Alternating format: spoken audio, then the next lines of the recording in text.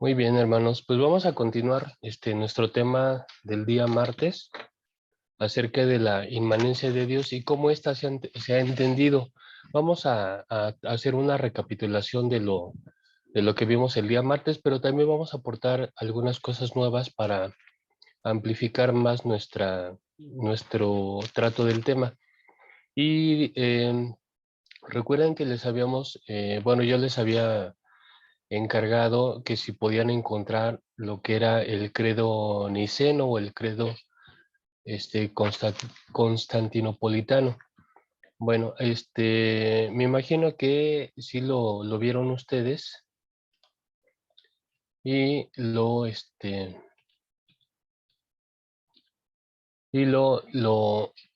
tengo aquí para ustedes, lo estoy poniendo en la pantalla para ustedes. Es lo que se conoce como el credo ya retocado en el concilio de Constantinopla. Y creo que cuando ustedes lo miraron, cuando ustedes lo encontraron, lo vieron, se dieron cuenta de que muchos de sus elementos, de hecho, están vigentes hasta el día de hoy en nuestra propia eh, doctrina o o nuestra propia visión. Pero contiene varios elementos que tienen que ver con las bases tanto de la fe cristiana en general como de nuestra propia fe en lo particular. Me refiero a nuestra denominación. Y aparece para ustedes, hermanos, la diapositiva con el credo. Bueno, este credo se originó primeramente en un primer momento en el Concilio de Nicea. Estamos hablando del año 325 después de Cristo. Unas décadas más tarde, en el 381, se vuelve a retocar un poco y ha quedado ya en su forma fija a partir de esa fecha, queda en su forma fija hasta nuestros días. Quiero preguntar si alguno de ustedes ya lo conocía o ya lo había escuchado mencionar. Ok, hermana Bere. Por ejemplo, a una primera vista y lectura de lo que aquí contiene, ¿hay algo con lo cual no estemos de acuerdo? ¿Les parece que existe algo aquí en este credo con lo cual no estemos de acuerdo?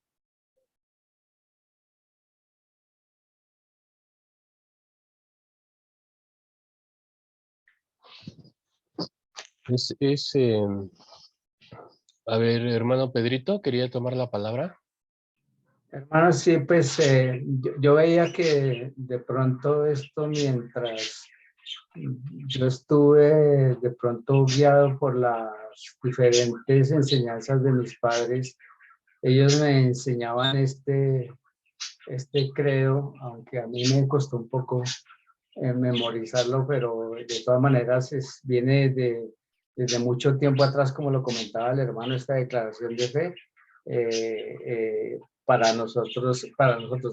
ese tiempo que decíamos nosotros ser cristianos, ¿no? Entonces, era como algo bien primordial para que eh, nos afirmáramos más en creer en ese Dios todopoderoso, creador del cielo y de la tierra. Sí, entonces, pues yo veía esa parte, sí, y que para este tiempo, pues, veo es otra cosa diferente, ¿no? Puesto que, según lo que yo alcancé a averiguar, pues esto tuvo también cierta oposición con una doctrina, de esta doctrina nicena, fue como decía, algo así como el arrianismo, Ah, arrianismo, correcto. Sí, sí, ¿sí? claro. un, una corriente de teología, creo que era dirigida por un sacerdote africano o norteafricano, algo así fue que alcancé a leer por ahí, ¿no? Pero pues para este tiempo, hermano, pues nosotros como iglesia, pues lo que el hermano nos ha transmitido, pues nosotros creemos que pues el Espíritu Dios, el Espíritu Santo es la fuerza, es el poder de Dios, ¿sí? A través del Señor Jesús, que es el que convence, que es el que eh, nos ayuda a entender, el que nos corrige, el que instruye, ¿sí? Es algo más, como más claro para nosotros, que de pronto en la fe católica no se tomaba de esa forma, ¿no? Simplemente era como una repetición de repetidera para poder de pronto acercarse uno a la presencia de Dios. No sé si estoy bien o hay alguna cosa que me corrijan, hermanos. No, no, hermano Pedrito, está muy bien. Y usted mencionó algo, bueno, mencionó entre las cosas que dijo que todo es muy acertado, mencionó dos cosas muy interesantes. Una, que el credo surge para corregir herejías de aquella época, ¿no? Por ejemplo, la de Arrio. Arrio había sido ciertamente un obispo del norte de África que era cristiano, por supuesto, pero Arrio no pensaba que Jesucristo fuese hijo de Dios, o por lo menos que no tuviera la naturaleza divina. Y también creo que en este inter del concilio de Nicea al concilio de Calcedonia, donde también se va a fijar la divinidad del Espíritu Santo, Arrio también la negaba. Arrio negaba la divinidad, si en principio negaba la divinidad de Jesucristo, también negaba en consecuencia la divinidad del Espíritu.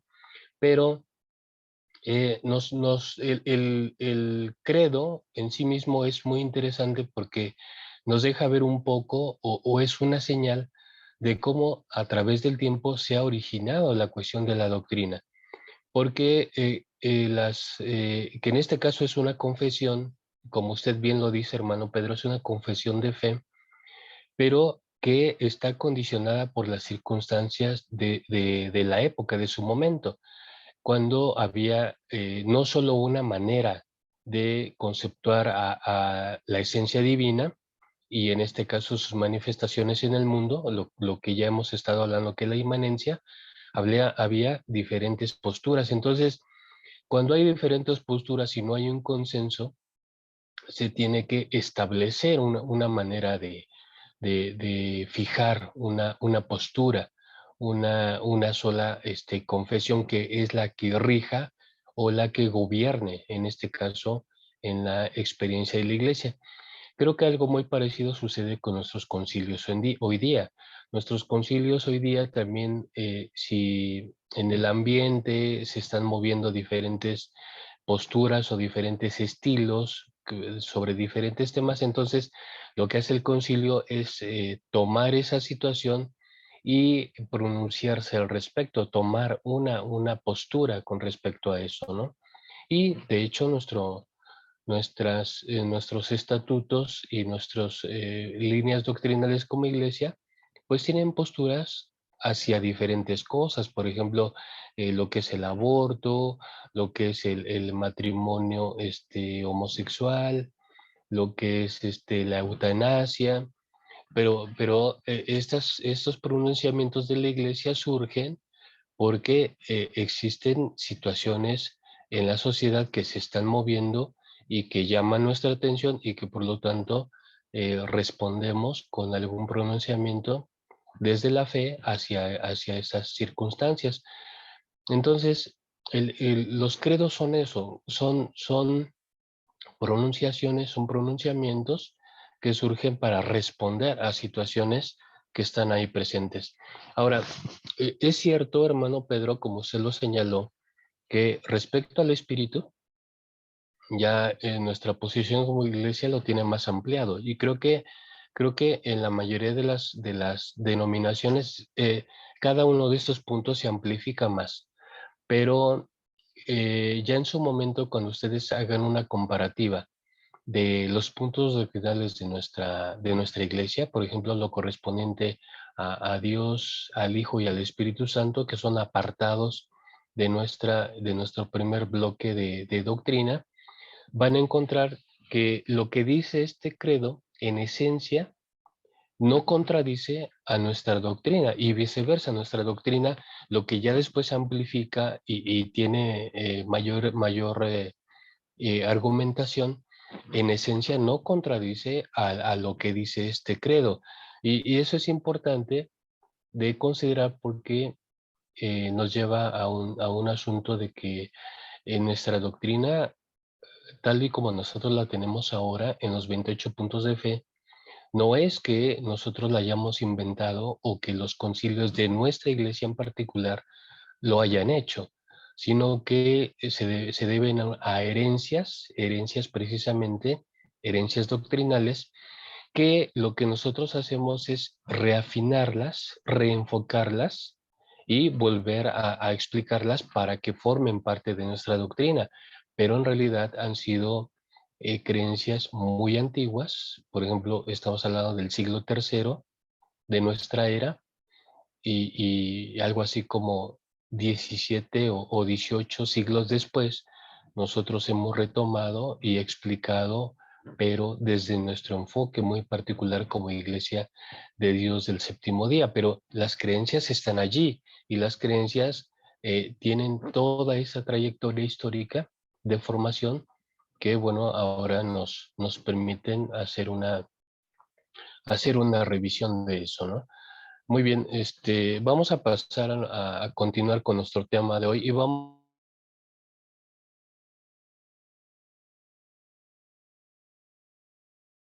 a por qué es importante también tener por lo menos un panorama sobre eso.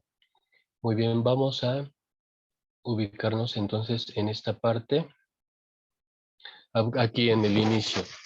Ahora, la cuestión de la inmanencia, habíamos estado revisando la inmanencia como aquella serie de actividades y testimonios por parte de Dios para comunicarse con el ser humano, para entrar en la historia, en el horizonte de la historia del ser humano. Y obviamente voy a poner un ejemplo muy sencillo, cuando nosotros queremos comunicarnos, cuando quizá nos estrenamos o nos inauguramos como padres y queríamos comunicarnos con nuestros pequeños en esa edad tan temprana. Teníamos que hacerlo de manera que ellos nos entendieran, de manera que hubiese una comunicación con ellos. Me parece que en el aspecto de la revelación es muy importante considerar que Dios nos hable en términos que nosotros podamos entender, pero y también en contraparte o en compensación, que nosotros expliquemos o que nuestra teología sea una explicación sobre Dios, ciertamente, pero también en nuestros términos. Es decir, por eso muchos de los atributos divinos tienen una correspondencia con nosotros mismos y con con nuestra naturaleza, pero porque también son maneras de explicar esa realidad trascendente bueno, que es Dios, y que resulta una realidad muy compleja, muy difícil,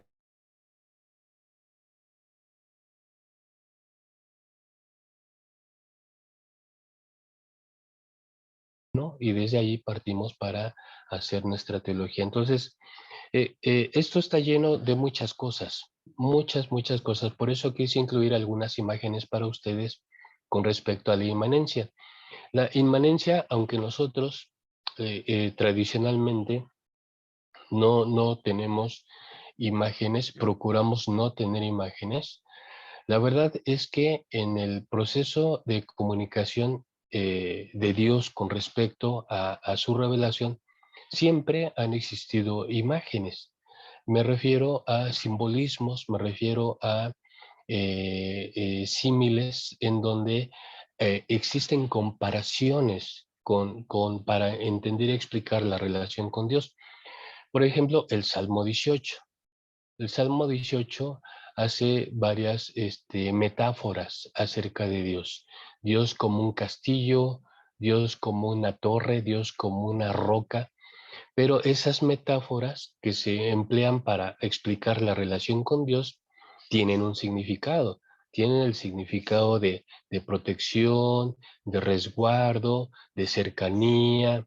En fin, creo que esta cuestión siempre ha formado parte, lo pictórico, los pictogramas, las pinturas, las imágenes, siempre han formado parte de esta expresión de lo divino.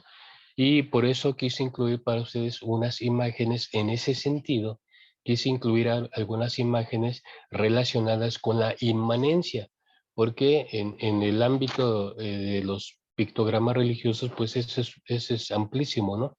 De hecho, el arte tal y como lo conocemos ahora, tiene su desarrollo primeramente y primordial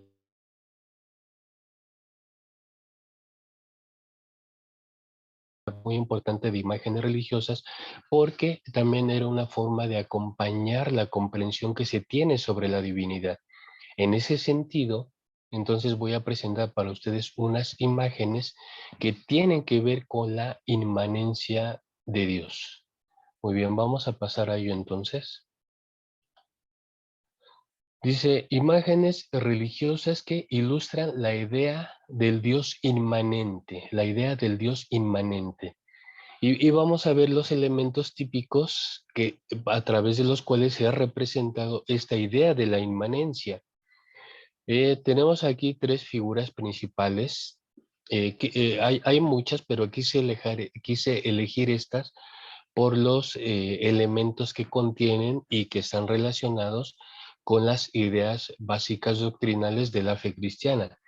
Por ejemplo, si al mirar estas imágenes tuviéramos en nuestra mente también el credo niceno o el credo constantinopolitano, encontraríamos que las imágenes reflejan esa parte.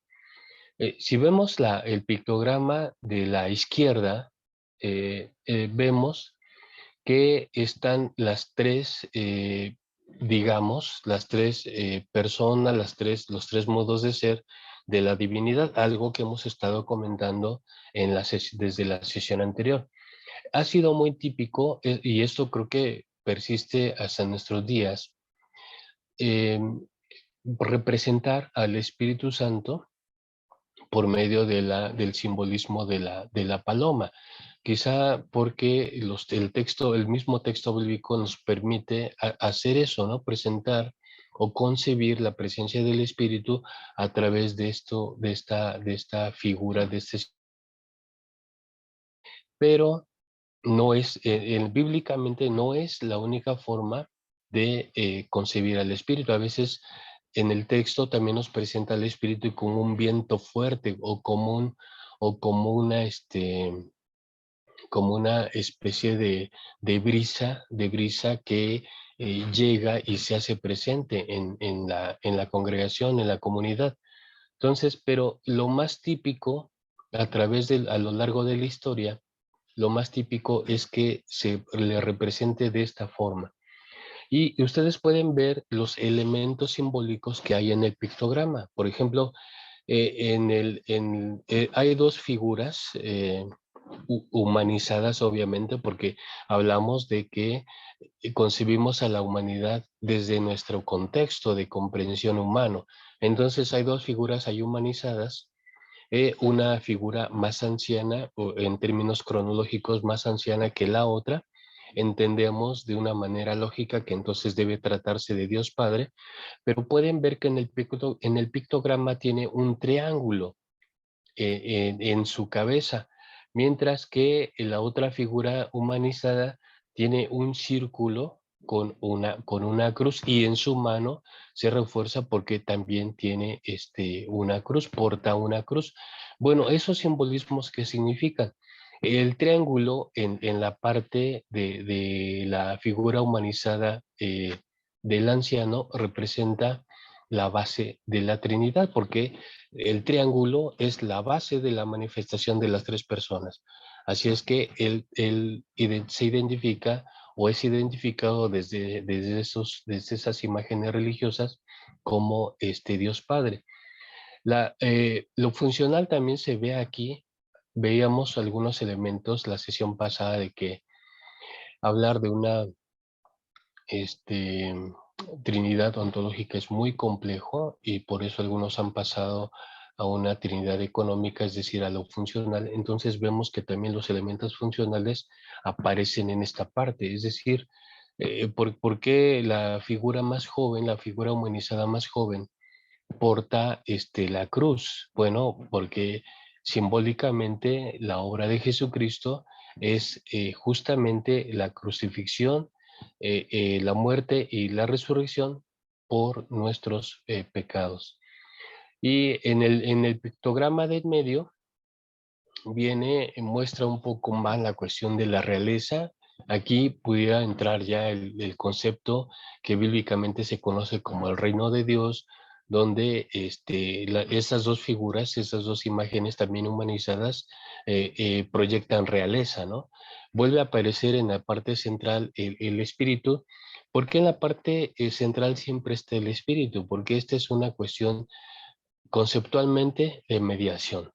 O sea, el espíritu es la mediación de la presencia de ambos para el ser humano. Por eso siempre va a ser muy común que veamos en esas imágenes o pictogramas religiosos que el espíritu siempre esté en medio de ambas figuras humanizadas.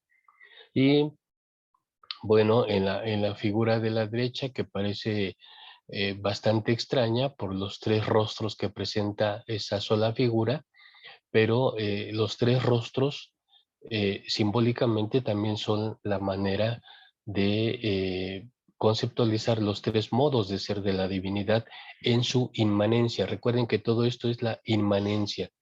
Entonces, la inmanencia presenta en este pictograma de la derecha y del espíritu, que esto es muy variada la pictografía y a veces un poco extraña, esa es la verdad, pero trata de reunir los mismos símbolos, a veces expresados un poco de manera diferente. Bueno, nosotros como iglesia no tenemos y nunca hemos tenido imágenes, pero la Biblia sí nos enseña a hablar de Dios a veces en términos metafóricos. A veces uno de los profetas, estoy recordando como al citar la intención de Dios, dice, porque cuántas veces quise reunir a ustedes como la gallina junta a sus polluelos y atraerlos a mí, pero ustedes no lo permiten, le dice Dios al pueblo rebelde. Entonces hay muchas metáforas, por supuesto, en el Antiguo Testamento que señalan esta inmanencia de Dios, esta presencia de Dios en el mundo. Y lo que estoy presentando ahorita para ustedes es otro de los elementos a considerar, que esto también es importante que nosotros lo tengamos, que tengamos una visión sobre esto, porque no solamente influyen cuestiones meramente religiosas, como las conocemos ahora, sino que influyen en realidad toda una serie de proceso en esta comprensión de la divinidad, y este es un proceso que, aunque aquí lo estamos esquematizando en algo muy sintético, en realidad ha sido un proceso de miles de años, un proceso bastante largo de de la sociología, que también aquí se puede ver la inmanencia.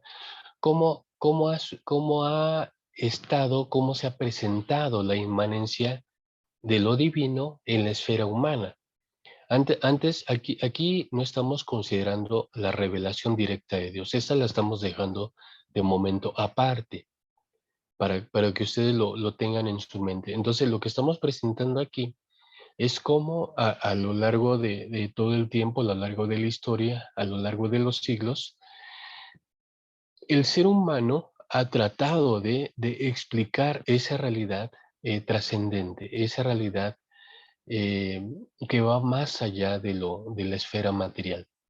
Y, por ejemplo, aquí tenemos varias esferas. En los estudios que se hace sobre antropología y sobre sociología con respecto a la religión, se ha identificado que hay varias etapas, hay varios estadios, hay varios momentos que van haciendo que la concepción sobre Dios avance hasta llegar a su punto más alto, y que el punto más alto, por supuesto, sería el monoteísmo. La religión cristiana es esencialmente una religión monoteísta, no es la única, pero estrictamente el cristianismo es, por excelencia, la religión monoteísta. Y el monoteísmo es un monoteísmo muy especial porque radica en la experiencia de un Dios personal. Entonces, ya decir monoteísmo y decir de un Dios personal, eso ya es decir, pues mucho, decir todo, pero nosotros como ya estamos tan habituados a eso, porque aunque mi hermano Pedrito dijo que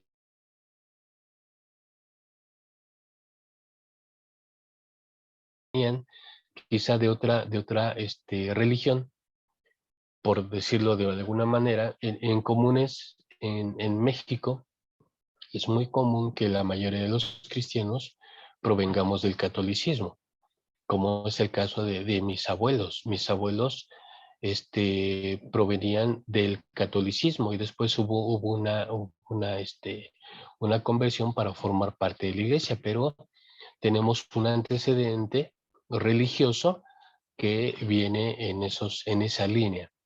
Muy bien, vamos a hablar un poquito de estos diferentes esferas o etapas o estadios.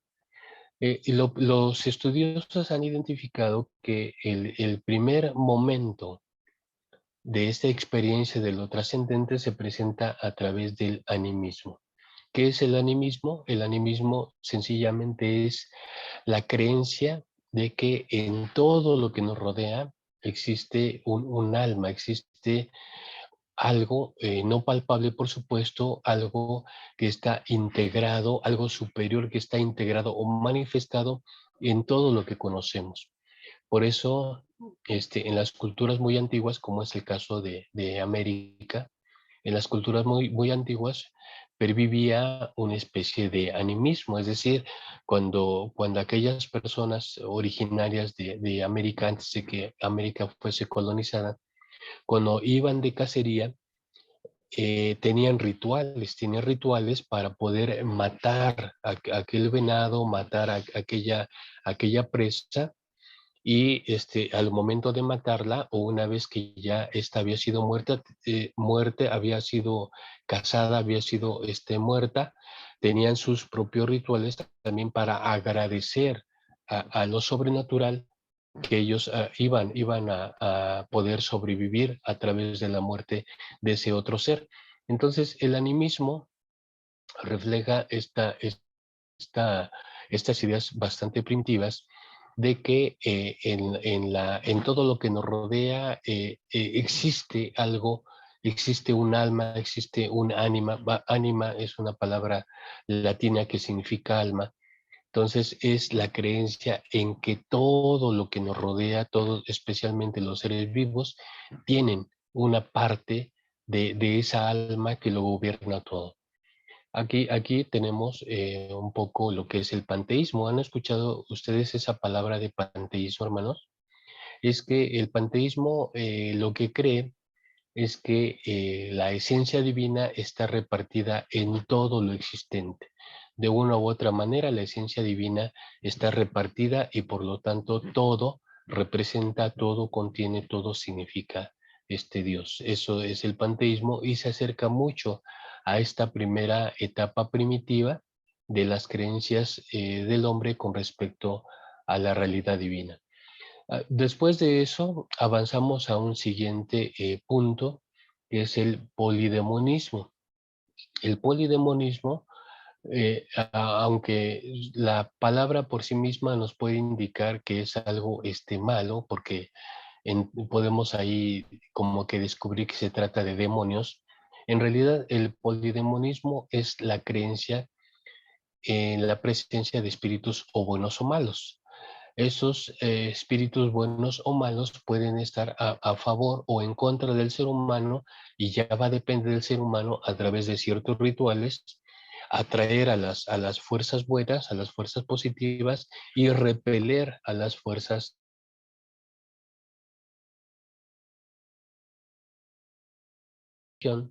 tenemos muchos vestigios. A veces los museos de antropología nos enseñan cómo eran, nos muestran un poco cómo eran los rituales de las épocas pasadas. En la Biblia, en la Biblia tenemos también vestigios de esos rastros de, por ejemplo, tenemos a un Jacob peleando con un ángel. Tenemos al pueblo de Israel levantando altares una vez que ha cruzado el Mar Rojo. En fin, tenemos distintas cuestiones que reflejan un poquito este proceso histórico también.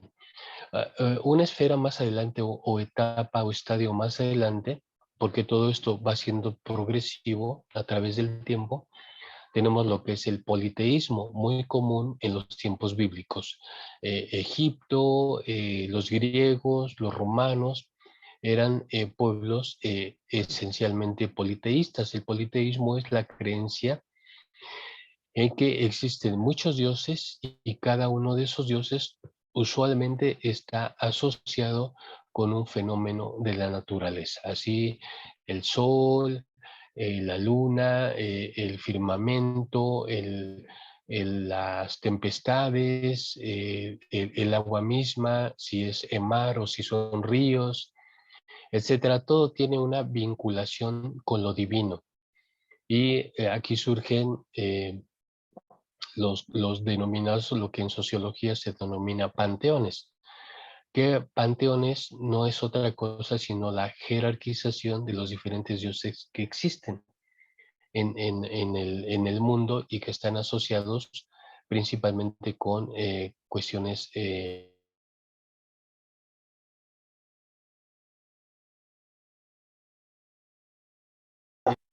del politeísmo. Fue una de las cosas que mayor impacto tuvo en el desarrollo propio de los israelitas, porque los israelitas se puede decir que avanzaron ya en lo que es el registro bíblico, nos va a ir mostrando cómo ellos están avanzando de esta parte del politeísmo para moverse hacia lo que sería el monoteísmo, ¿no? Pero ellos en ese paso, en esa transición del politeísmo al monoteísmo, muchas veces cayeron en la esfera que está en medio. Cuál es la esfera que está en medio del politeísmo y el monoteísmo? Es la monolatría, o otra manera de llamarlo es el enoteísmo. ¿Qué es eso? Bueno, eso se refiere a que aunque existen o aunque pudieran existir varios dioses, dioses reales, dioses presentes, dioses a los cuales se les rinde culto, la monolatría consiste en adoptar a uno solo de ellos para hacerlo el Dios nacional, el Dios propio.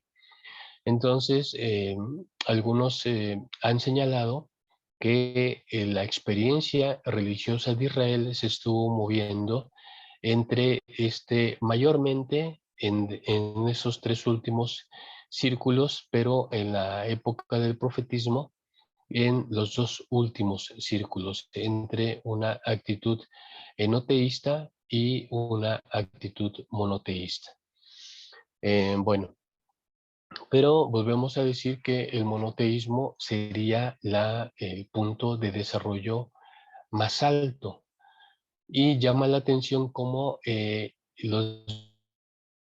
por momentos existe esta confusión en los israelitas de levantar altares a dioses extraños. Por eso el mandamiento de no tendrás dioses ajenos delante de mí, pero que el mandamiento no hace que desaparezca esta actitud en Israel. Recordemos que una de las herencias del rey Salomón, pese a su gran sabiduría y pese a que él fue el que levantó ese templo hermoso para Dios, pese a eso, sus alianzas políticas, sus alianzas políticas y económicas trajeron muchas cuestiones negativas para Israel, y esto le permitió también tener una gran influencia de la idolatría, ¿no? Por eso los, los profetas predican mucho en contra de la idolatría, de la cual a veces se expresa el pueblo israelita y que tiene que limpiarse de eso para alabar y conocer al Dios verdadero. Y históricamente vemos que un rey, una de la descendencia de la línea davídica, precisamente me estoy refiriendo al rey Josías. El rey Josías tiene un papel, juega un papel muy, muy preponderante en el desarrollo de la religiosidad israelita, porque Josías va a hacer una depuración de la religión. Van a rescatar todos los documentos o lo que había en cuestión de la ley, la ley escrita de Dios, y van a derribar muchos altares del territorio de Israel, pero que obviamente estaban destinados a otras deidades, a otras divinidades. Bueno, lo que va a hacer Josías con el rey Josías con esta depuración es volver a purificar el culto a Yahvé. Pero esto nos muestra que realmente hay un proceso en el cual Israel estuvo inmerso también. Ahora, nosotros actualmente ya nacemos y nos desarrollamos religiosamente en el estadio o en la etapa monoteísta. Por eso para nosotros ya no representa mayor dificultad concebir a Dios en los términos que lo concebimos actualmente. Pero eso es resultado de todo un proceso que aquí estamos ilustrando de una manera muy sintética, las diferentes etapas que nos han llevado a que hoy nosotros, sin mayores dificultades, podamos ser monoteístas. Pero eso es una tradición histórica que ha sido una transformación muy lenta hasta llegar hasta nuestros días. Muy bien, vamos entonces a proseguir. Dice, la inmanencia de Dios y las diferentes posturas históricas respecto a la relación entre su esencia y su revelación. La inmanencia de Dios no siempre se ha entendido de la misma manera, y aquí lo vamos a ver un poco esa parte. Dice, unitarismo, binitarismo y trinitarismo han sido las tres doctrinas típicamente identitarias del cristianismo. Y aunque no ha habido categorías tanto de un politeísmo como de un biteísmo o de un triteísmo. Creo que esta parte ya la señalábamos desde la sesión anterior, que creer que Dios, bueno, valga la redundancia, que Dios sea Dios, pero que también el Hijo sea Dios, no es un biteísmo, sino que hay una gran diferencia entre ser binitarios y ser biteístas, ¿no? Biteístas es creer en dos dioses cuya naturaleza pudiera ser diferente, dos dioses quizá jerarquizados, y esto no es lo que en realidad la doctrina cristiana señala o apunta. Dice, pero ¿cómo ha sido este proceso sobre la comprensión de la inmanencia de Dios? Esto ya es dentro del ámbito cristiano.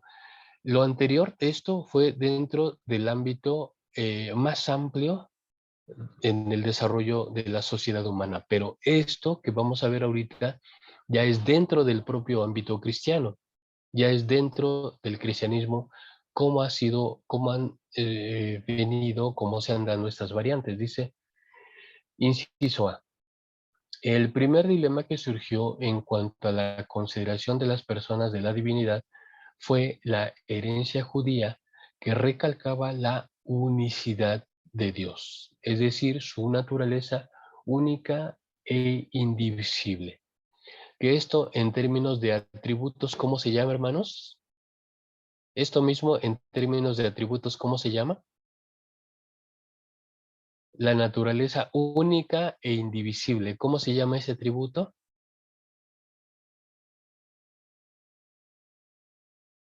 ¿Mande veré?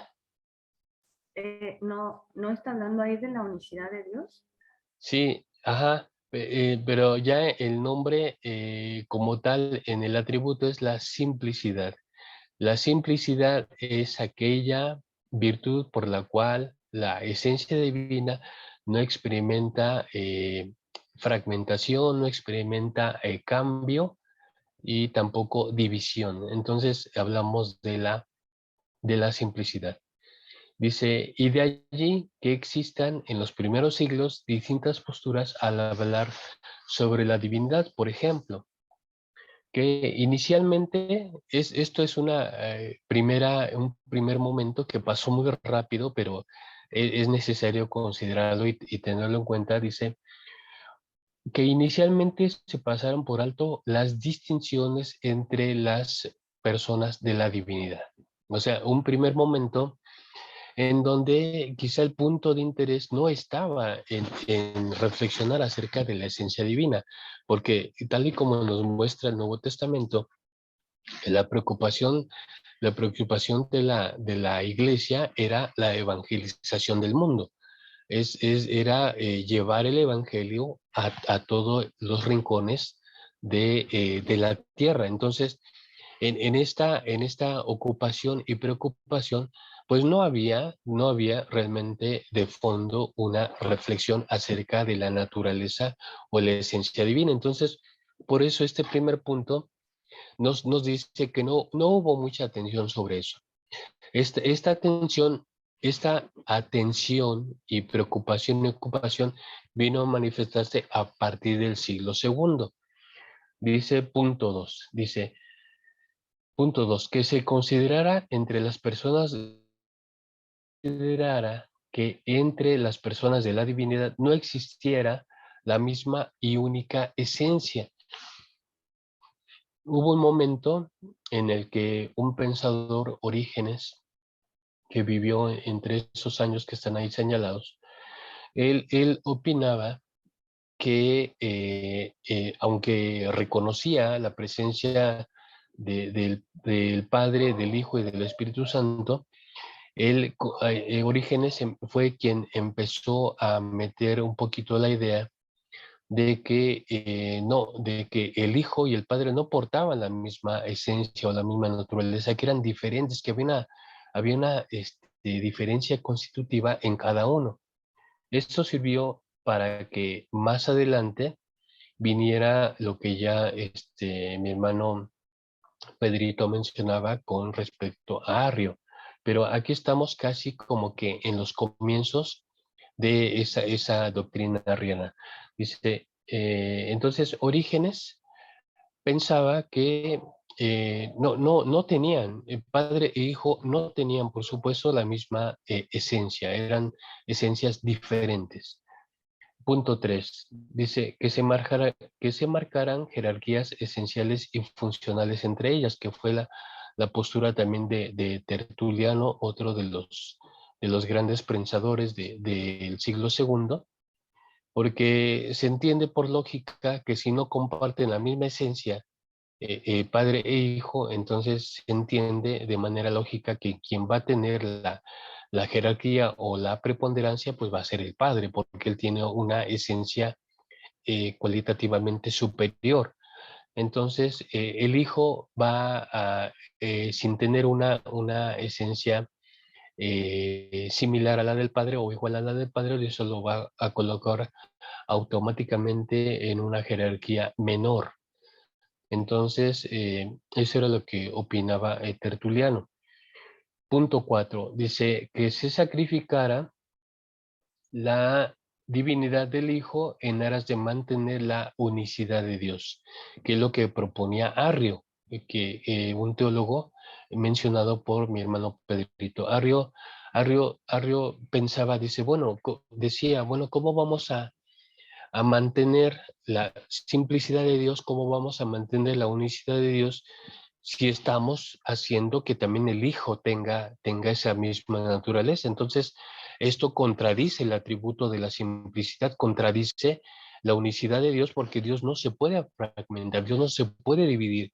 Entonces, esto llevó a que Arrio precisamente hablar en contra de que Jesucristo tuviese la misma naturaleza o esencia del Padre. Y justamente como el arrianismo empezó a ganar muchos adeptos, empezó a ser realmente una doctrina de mucha influencia en aquella época.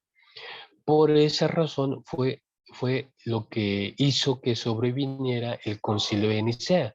El Concilio de Nicea lo que hace es contraatacar esa postura arriana que ya se estaba expandiendo en el imperio, porque recuerden que el imperio romano se había cristianizado también, estaba en una cristianización muy temprana, entonces para que se había vuelto religión oficial, entonces para que la doctrina arriana, la doctrina de Arrio no se regara por todo el mundo cristiano.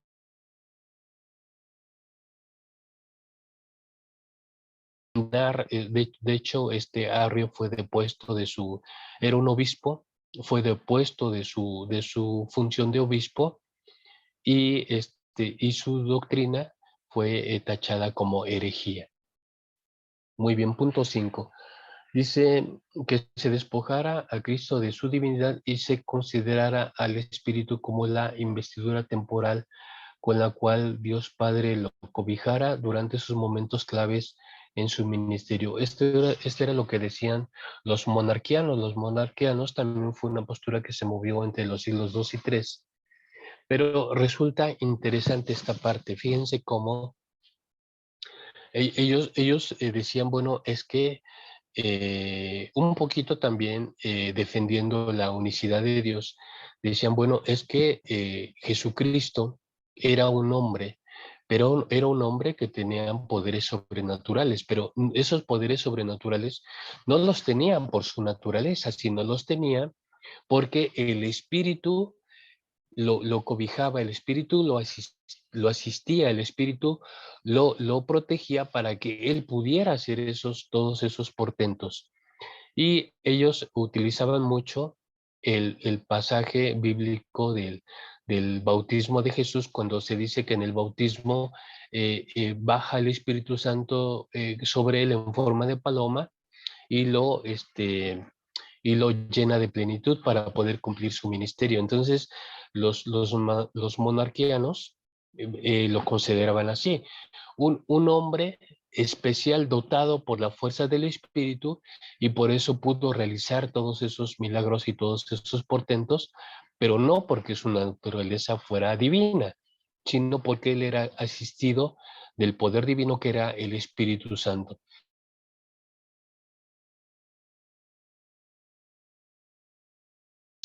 Aunque aquí la tenemos entre los siglos II y III, realmente se movió durante muchos siglos posteriores.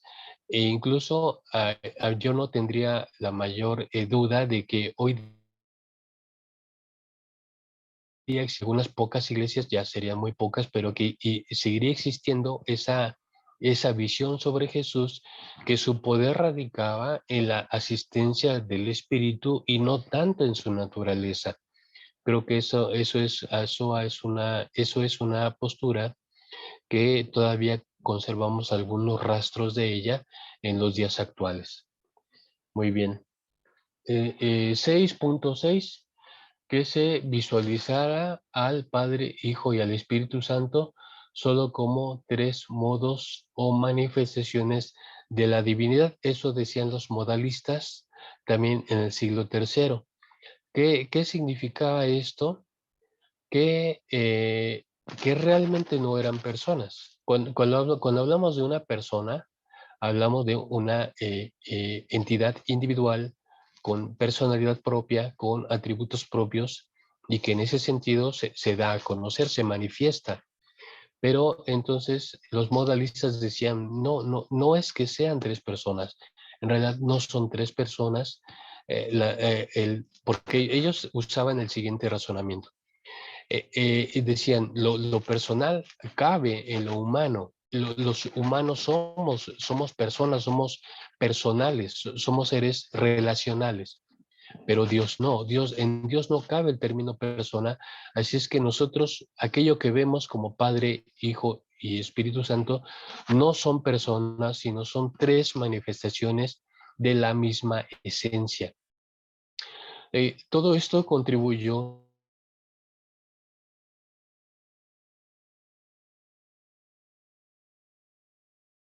a la formulación de la doctrina trinitaria. La doctrina trinitaria la tendremos ya un siglo más tarde a esta época, pero podemos ver entonces que todos esos debates, todas esas faltas de consenso y opciones de concebir a la inmanencia divina llevaron posteriormente a la formulación de la doctrina trinitaria que va a aparecer ya en su forma fija hasta el día de hoy. Muy bien. Brincamos después de aquellos primeros siglos, entre los siglos II y el siglo IV, brincamos hasta el periodo de la Reforma, en donde aquí se está notando que realmente no hubo cambio alguno, seguían manifestándose posturas, algunas de las posturas viejas. Por supuesto, para este tiempo ya estaba fijada, ya estaba esquematizada la doctrina eh, trinitaria, tal y como viene hasta nuestros días. Por eso los reformadores no vieron necesidad de hacer ningún cambio o mayores explicaciones al respecto y conservaron la misma doctrina. Y inciso C, dice, más tarde aparecieron posturas diferentes, pero ya estas no eran tanto posturas teológicas, sino más bien eran posturas filosóficas con respecto a la inmanencia divina. Y aquí señalamos aquí estamos recapitulando dos de esas posturas que ya señalamos en la sesión anterior, pero que aquí quise volver a traer para esquematizar este desarrollo histórico. Dice, entonces más tarde aparecieron en el campo de la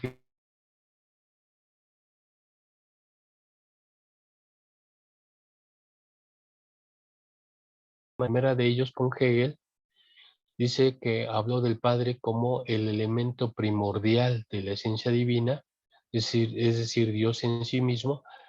Hegel habló del el Hijo como Dios entrando en el mundo, es decir, objetivándose al hombre. Pero vean ustedes cómo esta cuestión es muy filosófica, ¿no? Es, eh, es identificando el simbolismo del Padre como lo divino por excelencia, como la divinidad por excelencia. Después, identificando al Hijo como la objetivación de la presencia divina en la esfera humana. Esto tendría entonces el simbolismo de que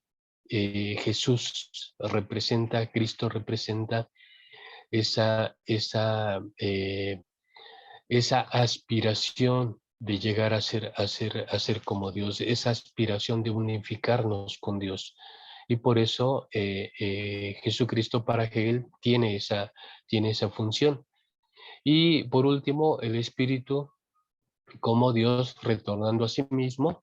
Esto significa que el Espíritu porque en el contexto bíblico, finalmente la aparición de Jesús es temporal, Él retorna al Padre, pero permanece el Espíritu. Entonces Hegel ve al Espíritu como esa aplicación de la presencia de Dios en el mundo.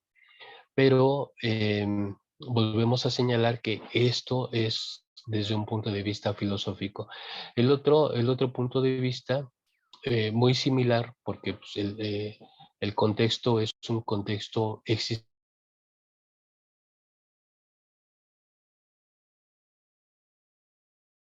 fundamental que lo unificaba todo. El Hijo es Dios penetrando la conciencia del hombre. Esto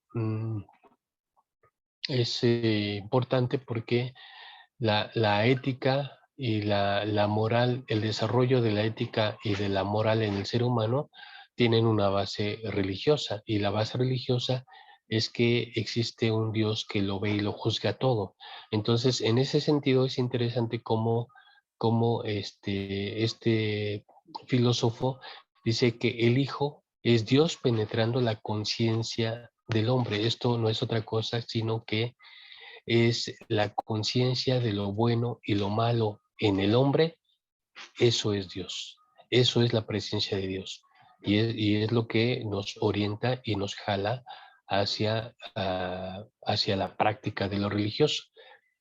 Y por último decía que el Espíritu es Dios habitando en la iglesia. Creo que en esta ha sido una coincidencia muy común, tanto en el campo de la teología como en el campo de la filosofía, el ver al Espíritu en esta interacción, pero ya en la etapa eclesial, en la etapa de la vida de la iglesia en su desarrollo. Y es también importante porque nosotros ahora vemos y estamos en el Espíritu, pero lo vemos como la principal vía de anclaje con lo divino. Entonces, aunque sigue siendo una concepción no material, una concepción no visible, tiende a tener manifestaciones concretas porque es de donde surge nuestra iglesia como institución, y nuestra iglesia también en esa doble dimensión de una entidad material, pero también una entidad mística o espiritual. Entonces creo que esto es algo bastante coincidente, repito, tanto en teología como en filosofía, el ver al espíritu en esta aplicación de lo que entendemos por la divinidad o de lo que experimentamos de la divinidad. Y el último párrafo nos dice: y entre los teólogos contemporáneos, a Hegel y a Schleiermacher reconocían una complejidad insoluble respecto al tema, por lo que optaron por desplazarse de una trinidad ontológica a una trinidad económica. Y más tarde teólogos como Emil Brunner y Karl Barth, ambos teólogos suizos, introdujeron conceptos asociados al fenómeno de la revelación, es decir, todo en este proceso inmanente de Dios. Así entonces, Dios era el originador de esta inmanencia, el Hijo, el ejecutor de esta inmanencia, y el Espíritu, la explicación de ese proceso inmanente. Entonces, aunque vienen a ser posturas aparentemente nuevas o novedosas, en realidad se siguen moviendo en esa línea que ya se marcaba desde los primeros siglos, ¿no? Esa funcionalidad que existe dentro de la inmanencia de Dios. Ahora, nosotros somos binitarios. Eso ya creo que lo hemos más que subrayado, somos binitarios, pero ¿cómo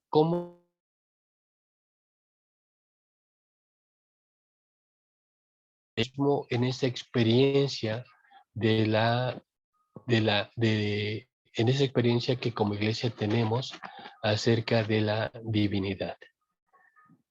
¿Qué podríamos decir, hermanos? Aquí yo quiero abrir el tiempo para preguntas, comentarios y también aportaciones, porque nosotros somos una denominación muy particular, con una experiencia muy especial, y que vivimos nuestra propia inmanencia de Dios en algunos puntos muy relacionados con aspectos de esta visión histórica, pero también como aspectos muy particulares de nuestra propia personalidad como iglesia.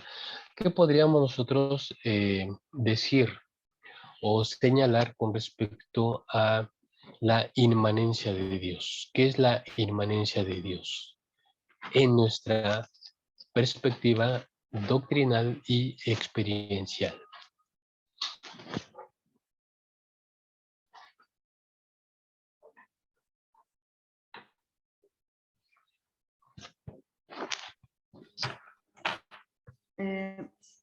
Bueno, hermano,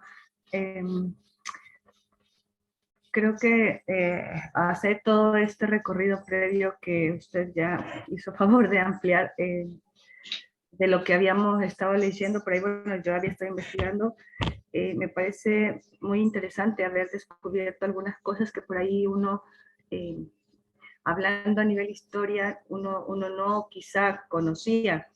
Del por qué creemos en lo que creemos y cómo lo concebimos como iglesia, como usted dice. El haber visto todas estas herejías que existieron en algún momento y cómo a lo largo de la historia Dios siempre ha provisto de su sabiduría, creo yo, de su discernimiento en algunas personas para poder ir comprendiendo de la forma correcta dentro de los límites de la razón humana quién es Dios. Me parece que la postura que tenemos nosotros como iglesia respecto a lo que usted pregunta de la inmanencia de Dios es precisamente esa, ¿no? Lo que decía usted sí, en particular, nosotros como iglesia, sí, como denominación, creemos en un Dios Padre, en un Dios Hijo, que tienen la misma esencia, y de igual manera el Espíritu Santo como la fuerza o el poder, la esencia de ellos dos, siendo uno solo, aunque parezca medio paradójico el asunto, y moviéndose entre nosotros, a través de nosotros. Cosa que no pasa en muchas otras religiones. Si bien, por ejemplo, hablando de lo que venía siendo este credo del que usted comentaba, y aunque es una profesión de fe cristiana muy común de la Iglesia Católica y de algunas otras iglesias orientales, que están separadas de lo que es Roma en la actualidad, y de algunas denominaciones protestantes, nosotros diferimos en cuanto a que lo que ya todos conocemos y hemos hablado tanto, de que el Espíritu sea una persona más, pero sí en que es la esencia de Dios, es parte de la esencia de Dios y de Cristo. Por ahí digo, otras doctrinas no lo conciben de la misma forma, pero creo que nosotros estamos convencidos de que si bien Dios es una sola esencia y Cristo es lo mismo, el Espíritu Santo es ese mover de ellos dos, yo lo interpreto así, como esa fuerza entre nosotros, y creemos que es una sola cosa, por decirlo así, ¿no? No sé. Claro, claro, Bere, muchas gracias. Creo que me parece que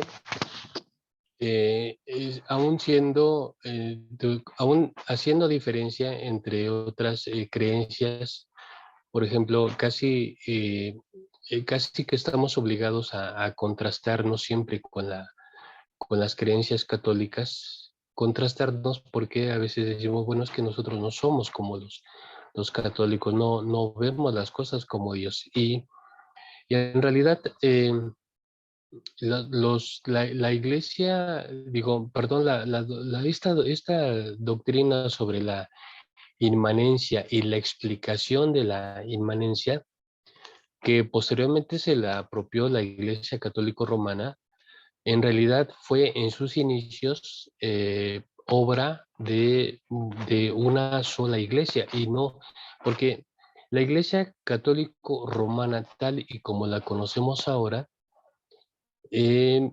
formalmente se origina en el cisma del 1054. En el 1054 es donde viene una separación. Antes del 1054 había cuatro se le llama cuatro obispados o cuatro veedurías aquí, como si, por ejemplo, bueno, allá como aquí en México lo manejamos como sobreveedurías, no sé cómo se maneja allá en Argentina. ¿Alguien me puede decir algo? Igual, hermano, se maneja Igual, igual ok. sobre veeduría. Sí, bueno. Ajá, bueno, antes del cisma de 1054 había cuatro grandes regiones. Esas cuatro grandes regiones estaban gobernadas por cuatro obispos principales. Uno de esos obispos tenía su sede en Roma. Y ya desde unos siglos un poquito más atrás, el obispo de Roma quería, por ese trasfondo de decir que Pedro había estado, aunque esto nunca se ha demostrado, que Pedro había estado en Roma y que él ahí continuó su apostolado y todo eso, y que por eso los, eh, los, eh, los obispos que surgían de allí, pues llevaban como si dijéramos, esa descendencia espiritual de Pedro. Y entonces el obispo de Roma empezó a reclamar jerarquía sobre los otros tres obispos. Y de hecho, los dos obispos que mayor relevancia tenían en aquellos primeros siglos era el de Roma y el de Constantinopla. Pero a veces se pone de acuerdo, había disputas doctrinales, había disputas administrativas, económicas, y ya fue en el año 1054 cuando se hizo la ruptura oficial entre lo que se va a conocer como la Iglesia de Oriente y la Iglesia de Occidente. La Iglesia de Occidente se va a asentar ya definitivamente en Roma, rollo de lo que es propiamente el papado romano, y la otra división de la Iglesia se va a asentar en Constantinopla. Y a partir propiamente de esa fecha, ya va a estar lo que se conoce como la iglesia católico, apostólico y romana. Porque el término católico es un término latino. Estoy poniendo otra vez ahí el credo. El credo en la última parte dice, creo en la iglesia que es una, santa, católica y apostólica. O sea, cuando recuerden que es un credo que se establece entre el siglo tercero y cuarto, que la iglesia es una, santa, católica y apostólica, pero católico es un término latino que significa universal, porque las aspiraciones del cristianismo siempre han sido universales. Entonces, aquí no existe, aquí en términos cronológicos todavía no existe la Iglesia Católico Romana. Aquí solamente existe la Iglesia Cristiana que se considera bajo estos postulados, que es santa, que es universal y que es apostólica. Apostólica porque la base es el fundamento de los apóstoles, nada más. Pero ya más adelante, obviamente con la división y todo eso, entonces ya se establece la sede en Roma y entonces ya se le llama la Iglesia Católico Romana. Después viene el periodo de la Reforma y a partir del periodo de la Reforma, en el siglo XVI, viene todo un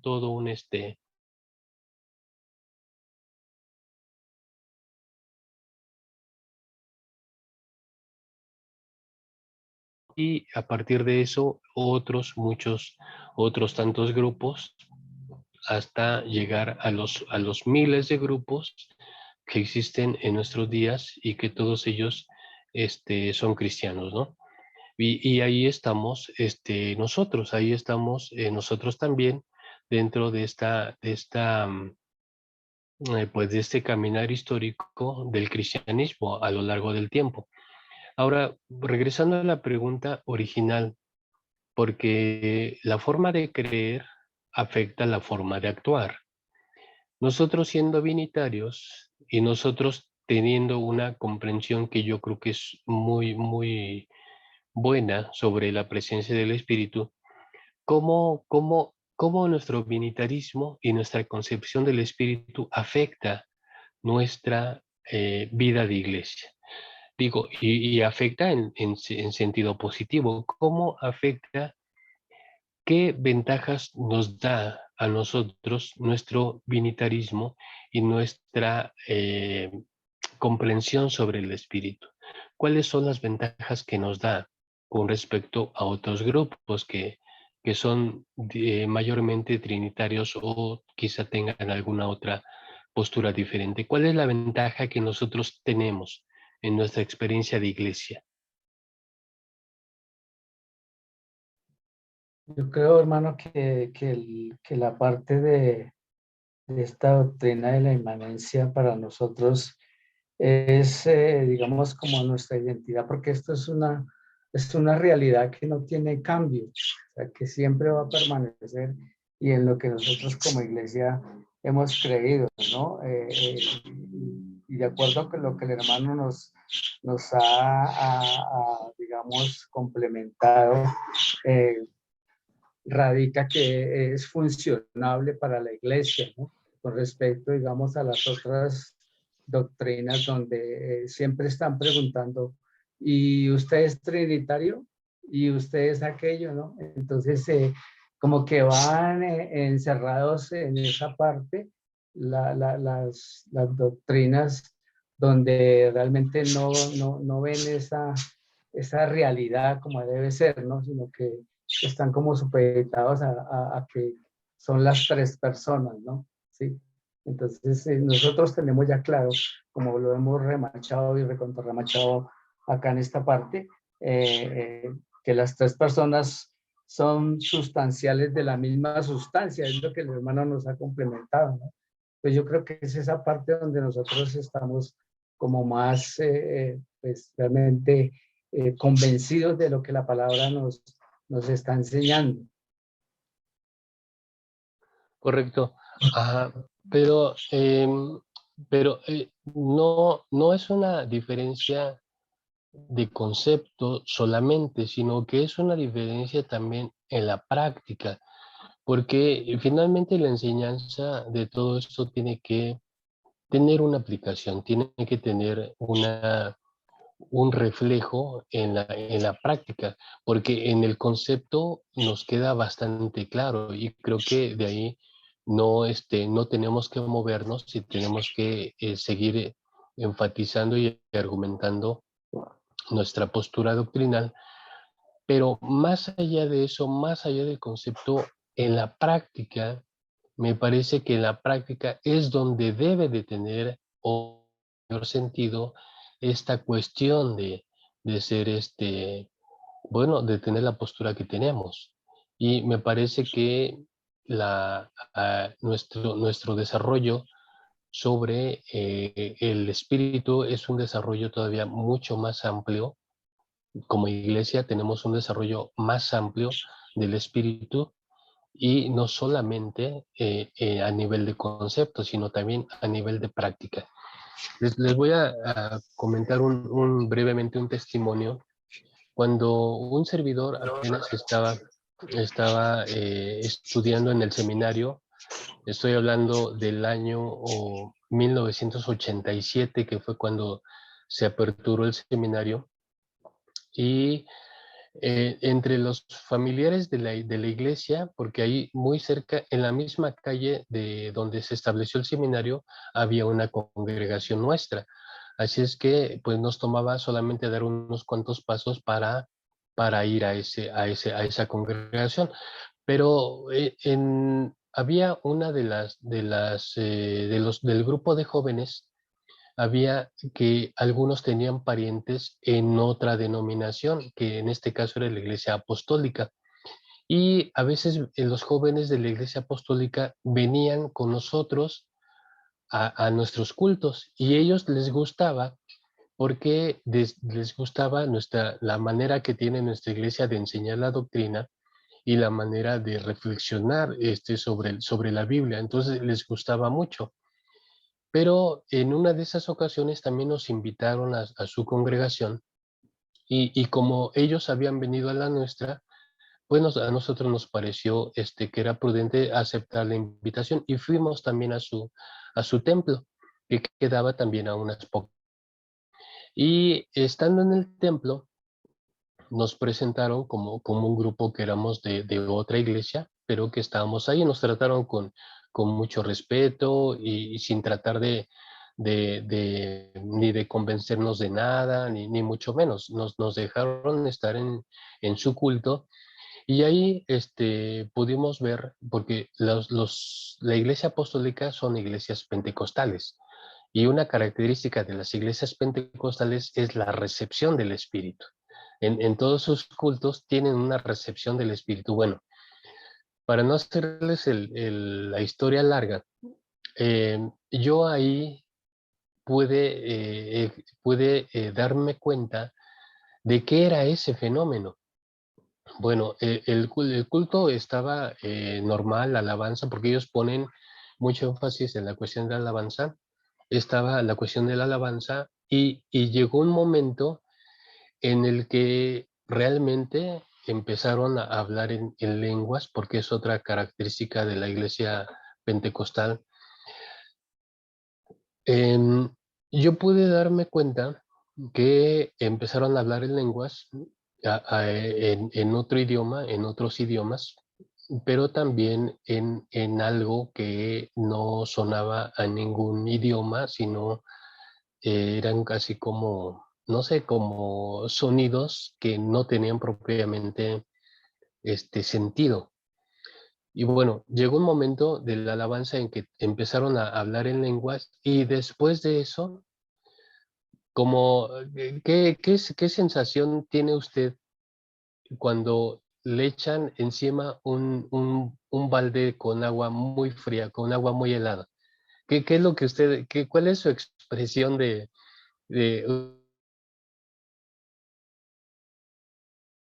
hagan de cuenta, porque nosotros íbamos 3 personas, 3 estudiantes del seminario, estábamos ahí en el culto y todos estábamos observando todo lo que ahí pasaba con mucha curiosidad. Entonces, eh, llegó el momento en que la alabanza llegó a su clímax y yo miraba a mi alrededor, unos estaban cantando, otros ya estaban orando, hincados, otros levantaban sus manos hacia lo alto, muchos de ellos, la mayoría con los ojos cerrados.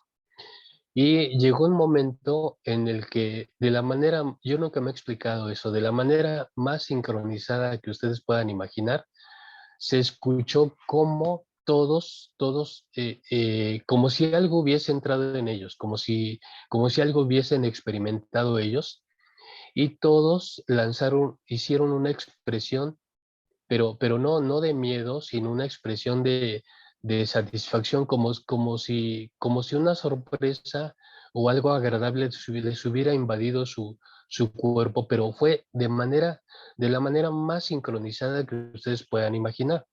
Y eso yo no me lo expliqué.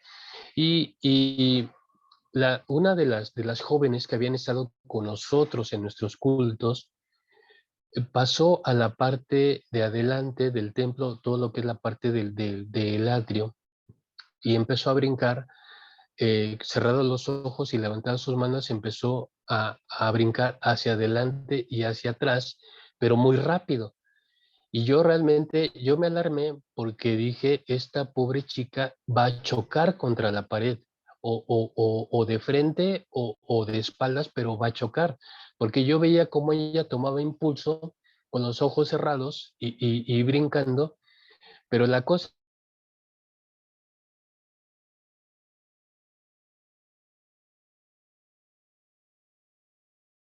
es que, bueno, ¿cómo es que tiene los ojos cerrados y se mueve tan rápido y no choca? Todas esas cosas después las comentamos entre nosotros y sí nos parecieron, la verdad, nos parecieron muy extrañas. Pero todo esto les estoy explicando porque este grupo de jóvenes que venía con nosotros porque les gustaba nuestra enseñanza, después ellos nos dijeron algo. nos dijeron algo, y lo que nos dijeron me quedó a mí, me dejó muy impactado. Me dijeron, dice, ¿saben qué? Dice, ustedes saben mucho, ustedes como iglesia saben mucho y predican muy bonito. Dice, pero lo que les hace falta es que no sienten nada. Dice, y nosotros, aunque no sabemos mucho y aunque no predicamos como ustedes, sí sentimos mucho. Y entonces yo dije, ah, caray, pues, yo dije, bueno, es que tenemos posturas distintas de cómo concebir al espíritu. Para ellos el espíritu es un dinamismo que les hace hablar en lenguas, que les hace profetizar, que les hace hacer todas aquellas cosas. Y yo entonces me pregunté, bueno, ¿y el espíritu a nosotros qué es lo que nos hace hacer? ¿Qué es lo que nos hace sentir? Y me parece que esa inquietud pudiera quedar muy vigente hasta nuestros días, porque nosotros sí tenemos un énfasis sobre el espíritu, tenemos una explicación acerca del espíritu, creo que conceptualmente mucho más completa, mucho más acabada, mucho más amplia que otros grupos. Pero la pregunta sigue siendo la misma. ¿Cómo nosotros la presencia del espíritu? Y no me refiero a que tengamos que tener un fenómeno, lo que se conoce como el fenómeno de la glosolalia, el hablar en lenguas, no me refiero a eso. Y no me refiero tampoco a brincar con los ojos cerrados para no chocar con un muro, no, no me refiero a eso. Pero me refiero a cuál es la ventaja que el espíritu nos da a nosotros por sobre los demás grupos. Porque si es una ventaja conceptual solamente, entonces, como enseñanza está bien, como doctrina está bien.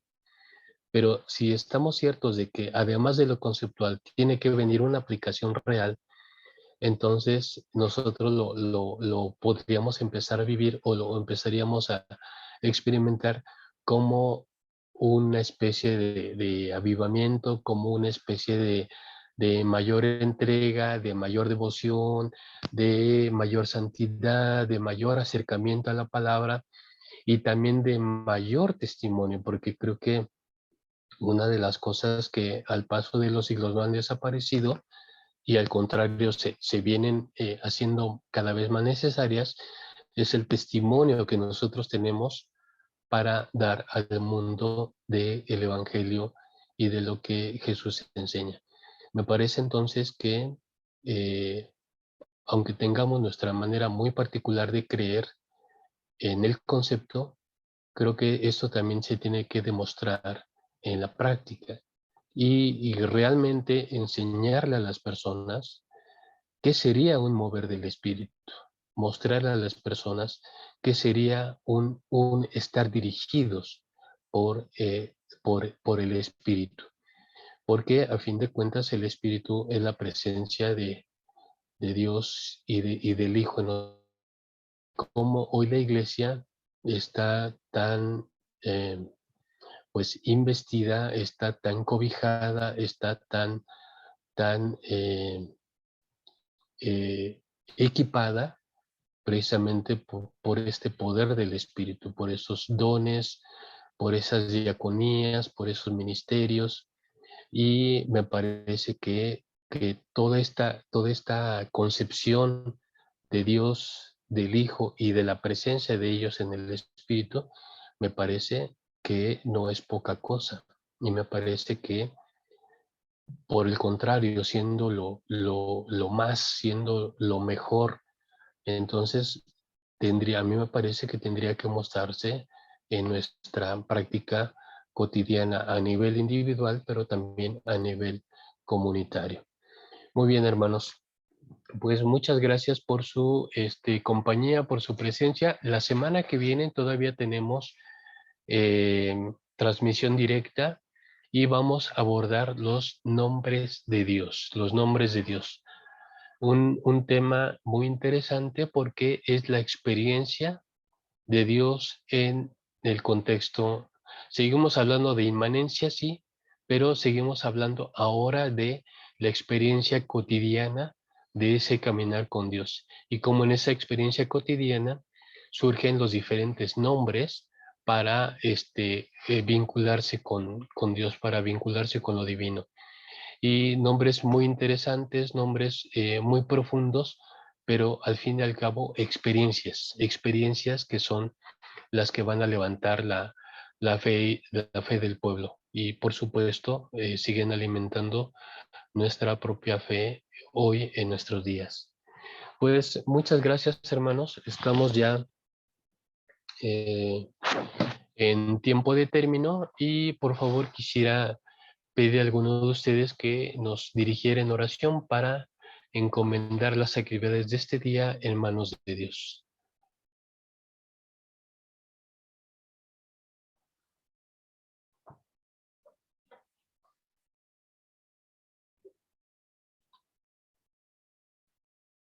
Vamos, hermano.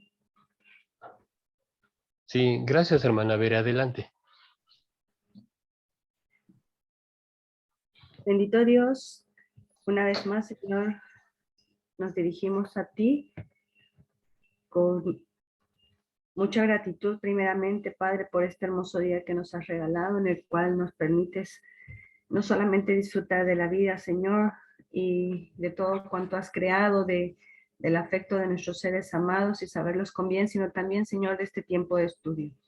Gracias porque en tu corazón estaba que pudiésemos, Señor, nosotros tener este espacio y, y deseo, Padre, que puedas estar en nuestros corazones, en nuestras mentes, que nos puedas ayudar, Padre, a través del poder de tu Espíritu Santo, a poder digerir esto que hemos recibido. Y sobre todo, Señor, a poder poner en práctica aquello que pueda ser fácil de hacer y que pueda ser efectivo, Señor, para poder, Señor, ser testimonio de quienes decimos ser, de ser esos hijos tuyos, Señor, a los cuales has amado. Gracias por la vida de cada uno de mis hermanos que se han hecho presentes en esta clase y por aquellos que también se han de unir de manera virtual más tarde y podrán ver las transmisiones. Y te ruego, Señor, que tu presencia siga